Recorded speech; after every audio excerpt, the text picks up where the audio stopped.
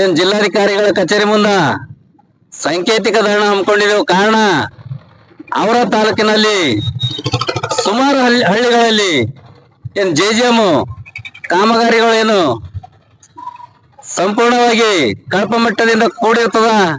ಇದರ ಬಗ್ಗೆದಾಗ ಹಲವು ಬಾರಿ ಮಾನ್ಯ ಮುಖ್ಯ ಕಾರ್ಯನಿರ್ವಾಹಕ ಅಧಿಕಾರಿಗಳು ಜಿಲ್ಲಾ ಪಂಚಾಯತ್ ಅವರಿಗೆ ಗಮನಕ್ಕೆ ತಂದ್ರೂ ಕೂಡ ಯಾವುದೇ ಕ್ರಮ ಕೈಗೊಂಡಿಲ್ಲ. ಅದೇ ರೀತಿ ಅವರ ತಾಲೂಕಿನಲ್ಲಿ ಆಗಸ್ಟ್ 14ನೇ ತಾರೀಕು ಏನ್ ನಾವು ತಹಸೀಲ್ದಾರ್ ಕಚೇರಿ ಮುಂದ ಧರಣ ಮುಖಾಂತರ ಏನ್ ಮನವಿ ಸಲ್ಲಿಸಿದೆವು, ಇನ್ನೂ ಒಂದು ರಿಪ್ಲೈ ಆಗಿಲ್ಲ. ಒಂದು ಏನು ತನಿಖೆ ಮಾಡ್ಲತ್ತಿಲ್ಲ. ಈ ಮೇಲಧಿಕಾರಿಗಳು ತನಿಖೆ ಮಾಡ್ಲಕ್ಕೆ ಯಾಕೆ ಹಿಂದೇಟ್ ಹಾಕ್ಲತ್ತಾರ ಗೊತ್ತಾಗ್ತಾ ಇಲ್ಲ.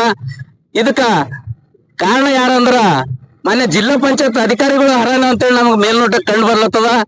ಯಾಕಂತ ಹೇಳಿದ್ರ ಏನೋ ಒಂದು ಪಂಚಾಯತ್ದಾಗ ಗ್ರಾಮ ಪಂಚಾಯತ್ ವ್ಯಾಪ್ತಿಯಲ್ಲಿ ಪಿಡಿಒಗಳು ಏನೋ ಒಂದು 1 ಲಕ್ಷ 2 ಲಕ್ಷ ಹಗರಣಗಳು ಮಾಡಿದ್ರ ಕೂಡಲೇ ಸಸ್ಪೆಂಡ್ ಮಾಡತ್ತಾರ.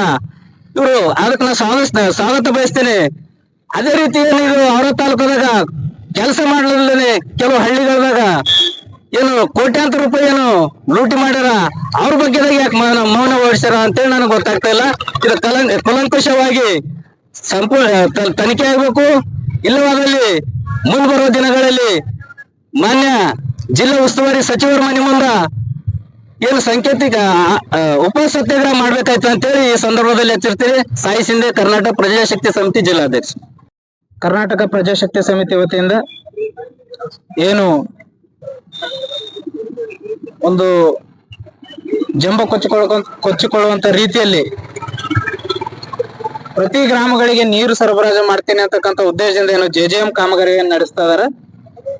ಇವು ಅಧಿಕಾರಿಗಳು, ಶಾಸಕರುಗಳು, ಸಚಿವರು ಇದರ ಮೇಲೆ ದುಡ್ಡು ಹೊಡೆದು ಮನೆ ತುಂಬಿಕೊಳ್ತಕ್ಕಂಥ ಕೆಲಸ ಮಾಡ್ತಾ ಇದಾರೆ ಈ ಯೋಜನೆಯಿಂದ ಅಂತಕ್ಕಂಥದ್ದು ನೇರವಾಗಿ ಆರೋಪ ಮಾಡ್ಬೋದು. ಕಾರಣ ಏನಪ್ಪಾ ಅಂತ ಹೇಳಿದ್ರ ಆ ಕಾಮಗಾರಿಗಳು ಯಾವ ಊರಲ್ಲಿ ನಡೆದಿದಾವ, ಒಂದು ಊರಲ್ಲಿ ಪರ್ಫೆಕ್ಟ್ ನೀರು ಯಾವ್ದು ಮನೆಗೆ ತಲುಪ್ತಾ ಇಲ್ಲ. ಹೆಸರಿಗೆ ಮಾತ್ರ JJM ಅಂತ ಹೇಳಿ ಬರ್ದು ಅದಕ್ಕೊಂದು ಕಲ್ಲು ಕೂಡಿಸಿ ಅದರ ಮೇಲೆ ಹೆಸರು ಬರ್ ಜಲ್ ಜೀವನ್ ಮಿಷನ್ ಅಂತ ಬರ್ದು ಜನರಿಗೆ ನೀರು ಇಲ್ದಕ್ಕಂತ ಪರಿಸ್ಥಿತಿಗೆ ಇವರು ತಂದು ಬಿಟ್ಟಿದಾರ. ಇದರ ಜೊತೆಗೆ ಈ ನಮ್ಮ ಮನವಿ ಪತ್ರದಲ್ಲಿ ನಮೂದಿಸಿರುವಂತಹ ಕೆಲವು ಗ್ರಾಮಗಳು ಪೂರ್ತಿ ಹದಗೆಟ್ಟಿರುವಂತಹ ಕಾಮಗಾರಿಗಳು ನಡೆದಿದಾವ. ಇವು ಟೋಟಲಿ ನಡೆದಿರೋ ರೀತಿಯ ಕಾಮಗಾರಿಗಳು ಆಗಿದಾವ. ಈ ಸದ್ಯಕ್ಕ ಜಿಲ್ಲೆಯಲ್ಲಿ ಮಳೆ ಬೀಳ್ತಾ ಇದ್ರು ಕೂಡ ಕೆಲವು ಗ್ರಾಮಗಳಲ್ಲಿ ನೀರಿನ ವ್ಯವಸ್ಥೆ ಇನ್ನೂ ಹದಗೆಟ್ಟ.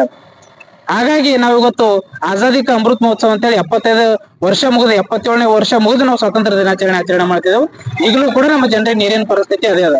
ಹಾಗಾಗಿ ಈ ಏನೋ ಒಂದು ಬೋಗಸ್ ಯೋಜನೆ ಅದ, ಈ ಯೋಜನೆ ವಿರುದ್ಧ ಧ್ವನಿ ಎತ್ತಬೇಕಾದಂತ ಪರಿಸ್ಥಿತಿ ಇವತ್ತು ನಿರ್ಮಾಣವಾಗಿರುವುದರಿಂದ ನಾವು ಈಗಾಗಲೇ ಅವರ ತಾಲೂಕಿನಲ್ಲಿ ಇದರ ವಿರುದ್ಧ ಪ್ರತಿಭಟನೆಯನ್ನ ಮಾಡಿ ಇದನ್ನ ತನಿಖೆ ಮಾಡ್ಬೇಕಂತೇಳಿ ನಾವು ಮುಖ್ಯಮಂತ್ರಿಗಳಿಗೆ ಒತ್ತಾಯ ಮಾಡಿದೆವು.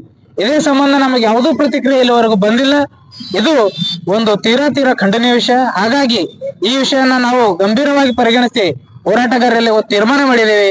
ಇವತ್ತು ನಾವು ಸಾಂಕೇತಿಕವಾಗಿ ಧರಣಿ ಮುಖಾಂತರ ಸಂಬಂಧಪಟ್ಟ ಅಧಿಕಾರಿಗಳಿಗೆ ಮತ್ತು ಉಸ್ತುವಾರಿ ಸಚಿವರಿಗೆ ನಾವು ಮನವಿಯನ್ನ ಮಾಡ್ತಾ ಇದ್ದೇವೆ.